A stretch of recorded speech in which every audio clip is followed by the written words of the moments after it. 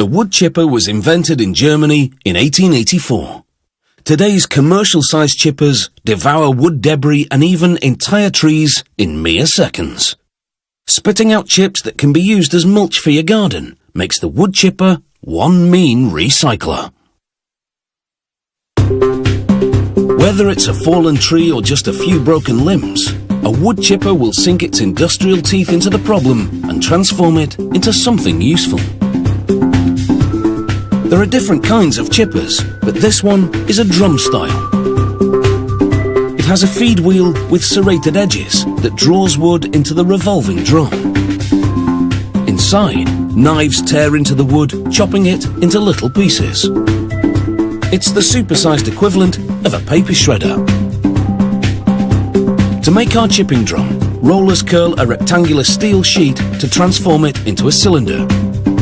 The gap between the rollers determines the cylinder's diameter.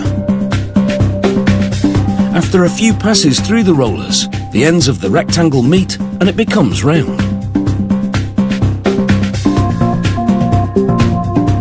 At the next station, a worker cuts 4 large rectangular holes into the cylinder using a plasma torch. The location of the holes is staggered. Each hole will be equipped with a blade and a deep pocket for catching the wood chips. He now inserts those pockets into the slots and welds them to the drum. The staggered location of the blade pockets means that no matter where the tree branch ends up in the drum, it will have contact with the chipper blades. Those blades will be installed later. Next, he welds the end caps to the chipper drum. They have pre-cut holes for a shaft and for accessing the inside of the drum. Then the drum spins and sensors pick up vibrations which would indicate an imbalance. A computer analyzes the data and decides how much weight needs to be added to the drum and where. A technician locates the spot on the drum using this gauge. Once he finds it, he marks it. A metal weight is then welded to the mark. Just like the wheels on your car, a wood chipper drum needs to be balanced in order to run smoothly. 4 super sharp blades are installed horizontally above the blade pockets and are bolted down tightly to withstand a spinning speed of 1200 RPM. Once the drum has been equipped with a shaft and a fan for moving the wood chips out, it's lowered onto the base. A crane does the heavy lifting as a worker guides the shaft bearings into the mounts. Now he adds an upper housing to protect the bearings from debris.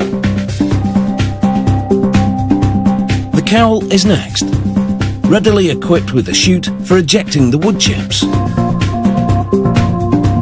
They attach the hood to the base, and this encloses the wood chipper drum to keep the chipping action under wraps. Moving to the other side now, they install feed rollers and another chute.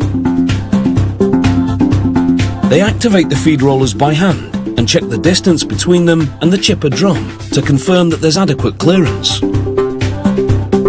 It's now time for its power plant, and a diesel engine is steered towards the chipper and lowered into position.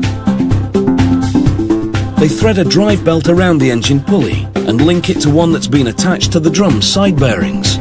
They complete that installation and install the tyres. The wood chipper now gets its primer and a coat of paint.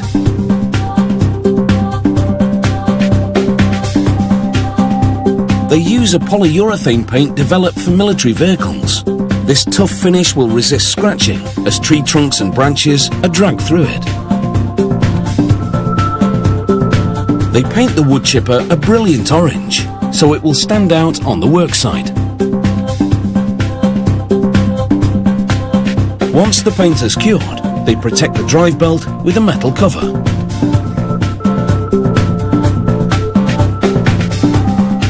They transfer lettering onto the side, detailing the make and model of the wood chipper.